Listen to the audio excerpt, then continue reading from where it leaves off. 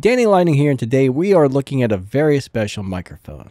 This may look like a dynamic mic, this may reject noise like a dynamic mic, but this is a condenser mic that will pick up every little detail in your voice, every little nuance, but it won't pick up the dog barking in the next room.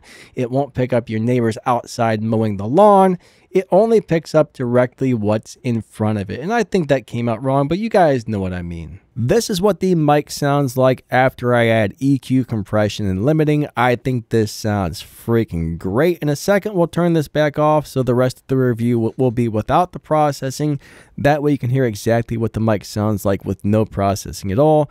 But once you add EQ, compression, and limiting, this is exactly what it sounds like, and it sounds freaking awesome. We have a semi-loud fan running about an arm's length away, and I bet you can't hear that fan, can you?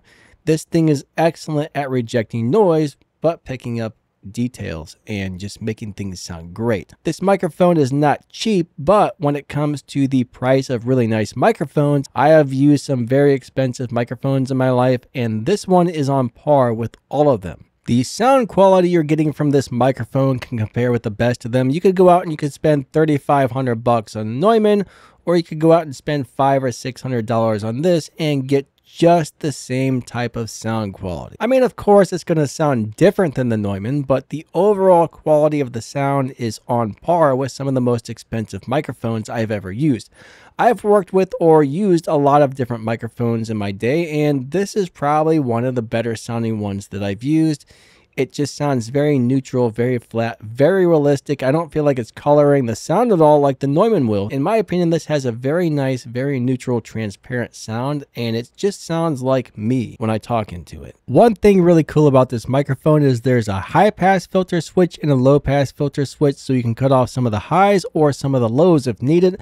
Let's check out what it sounds like with the 50 Hz high pass filter. Right now it is flat with no switches engaged. We are now on the 50 Hz high pass, which should cut off some of the frequencies lower than the human voice. You should not be able to hear any type of change in the way my voice sounds.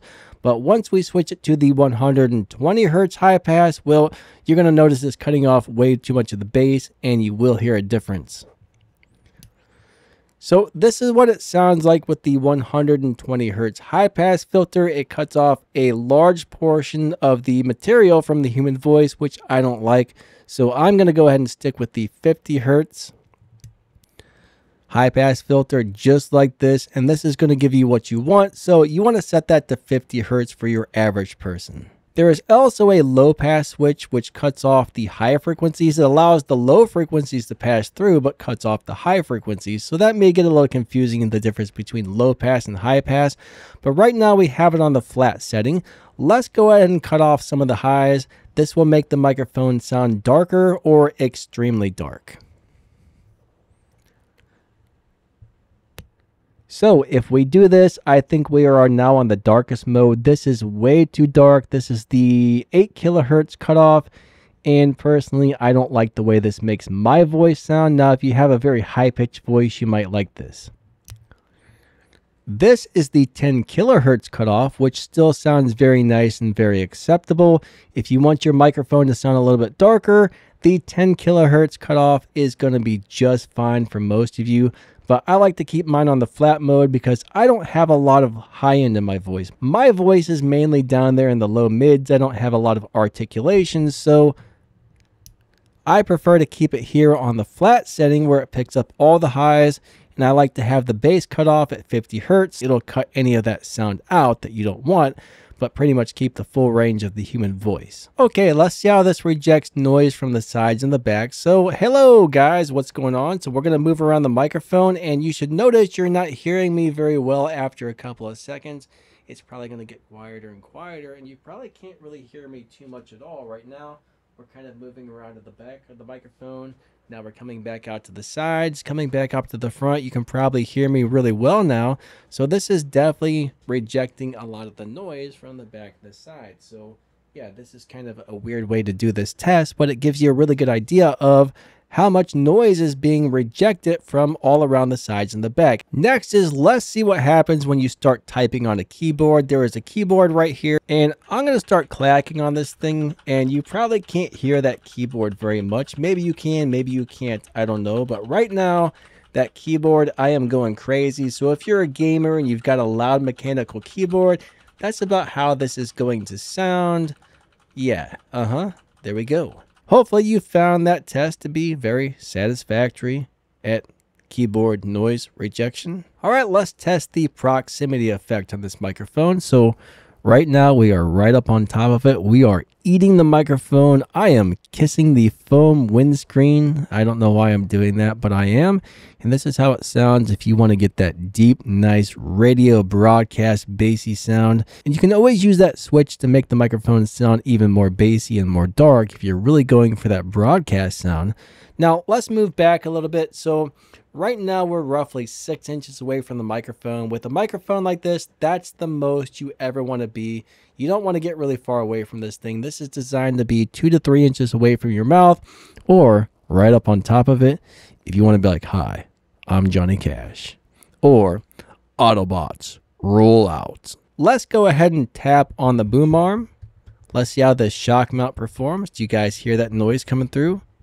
I don't know if you do or not. We're going to go ahead and tap on the microphone. You're probably hearing a little bit of resonance when I'm tapping right on the mic, but if that shock mount's doing its job, you won't hear any of this. Let me tap on the desk really fast. Oh yeah, headbanging, headbanging. All right, so I just played that clip back, and that was extremely good at rejecting tap sounds or resonance from whatever. So yeah, this shock mount is doing an excellent job at rejecting unwanted resonating noise when you beat on things or tap on things. Now we are going to see how it does with pulses or plosives or whatever you want to say when you say those P's, like Peter Piper picked a peck of peppers. Peter Piper picked a peck of peppers. Peter Piper. Peter Piper. Peter Piper. Peter Piper. Peter Piper. Peter Piper. All right, I'm getting into the rap scene a little bit too much right there. Now we are going to test the pulses without the foam windscreen, and you also get to hear what it sounds like without the windscreen on. But Peter Piper, Peter Piper, Peter Piper, Peter Piper, Peter Piper, Peter Piper, Peter Piper. Once we take the windscreen off the microphone, this is the way it's going to sound. So on my voice, I actually like it better, but this microphone was designed to be used with the windscreen. They actually say you should put this windscreen on because the way they tuned it, it's made to have the windscreen on. The windscreen does take away a little bit of the high end, but it is designed to be used with the windscreen. And now we have the windscreen back on. I can definitely tell that some of the high end has been cut off because, you know, the foam reduces some high end, but it still gives you a very nice, well-rounded sound overall. Especially for people with a higher pitched voice, you're probably going to hear way more highs. Like I said, I don't have a lot of high end in my voice, so yeah. So let's find out if this microphone gets sibilant.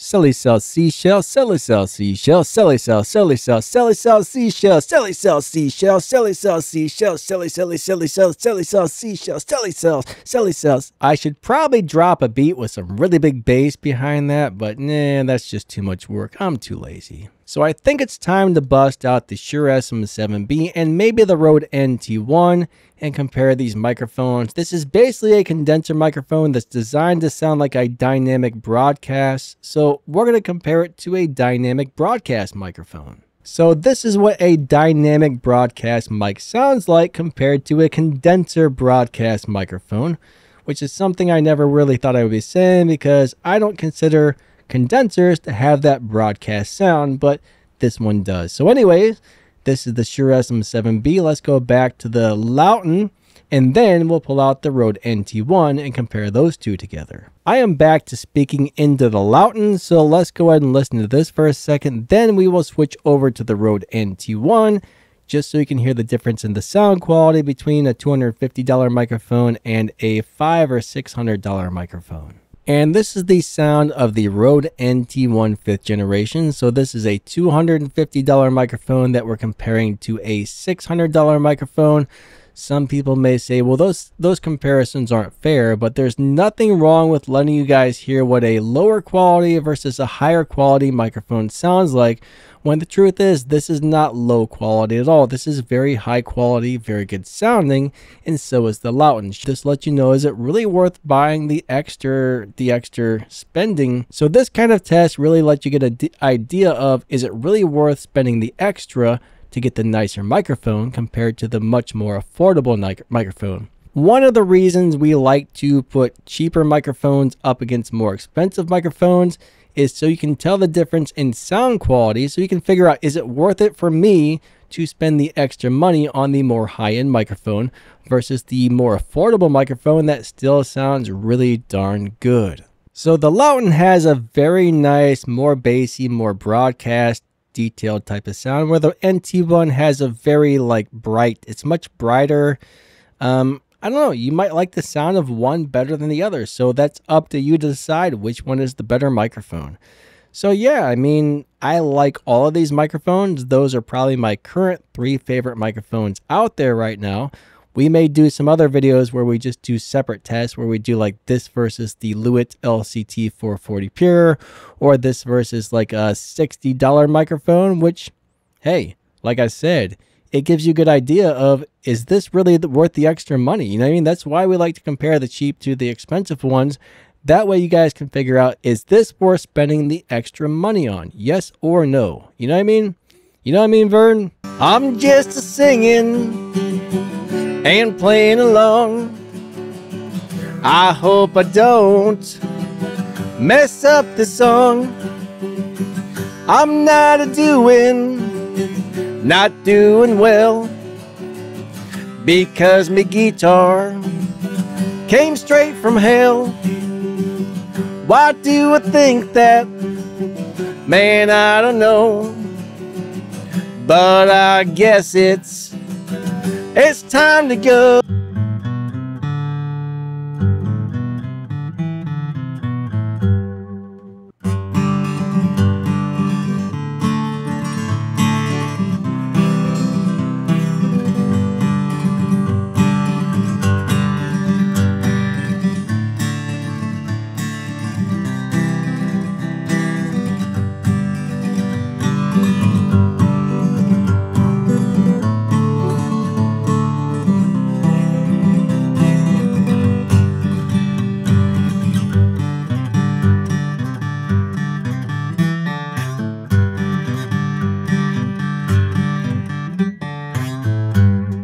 So there we have it. There is our microphone test, our review. Well, we haven't reviewed it yet, have we? Let's get to the review. I like it. I think it sounds good. I think it's amazing. Not much more to say besides this microphone is awesome. I love the way it sounds on my voice. The overall sound quality is killer. It doesn't pick up all the background noise like the NT1 does, or the Lauten 440 Pure, or the Neumanns, especially the Neumanns. You cannot, if I had a Neumann in this room, it would be picking up everything. It is way, way, way, way, way too sensitive to where this is not very sensitive at all, but still gives you that sound quality that you want. All I can say is this microphone is top notch. I believe it does give you the type of sound quality that competes with much, much, much, much, much more expensive microphones, if you like the tone that it puts out. Everybody has a different voice. Everybody's recording in a different room. Everybody has a different thing, and different things sound different on different microphones. I don't know. But, you know, you may like the way this thing sounds on your voice. You may not. I've heard a lot of other people use it where this microphone sounded extremely bright for their voice. But like I said, I don't have a very high-pitched voice. I don't have much high end in my voice at all. So if you want to do some ASMR, that's gross. I hate that crap. I hate ASMR. Stop whispering in the mic, you weirdos. But I do like this microphone. I hate ASMR, but I love this microphone. So yeah, I think that's going to wrap this one up. Thank you guys so much for watching. There will be a link in the video's description and the pinned comment where you can get this, a bunch of really awesome other stuff like lighting, cameras, you name it. There's a bunch of really cool stuff and some Waves audio plugins, We did not edit the audio on this video because we're doing a microphone comparison, but if you want to edit your audio and get it sounding really good, check out the affiliate link in the video description for the Waves plugins, and don't forget to like and subscribe. Especially hit that like button, and then hit that subscribe button, and watch one of these videos that's just about to pop up on the screen right now. Thank you guys, lightning out, see ya!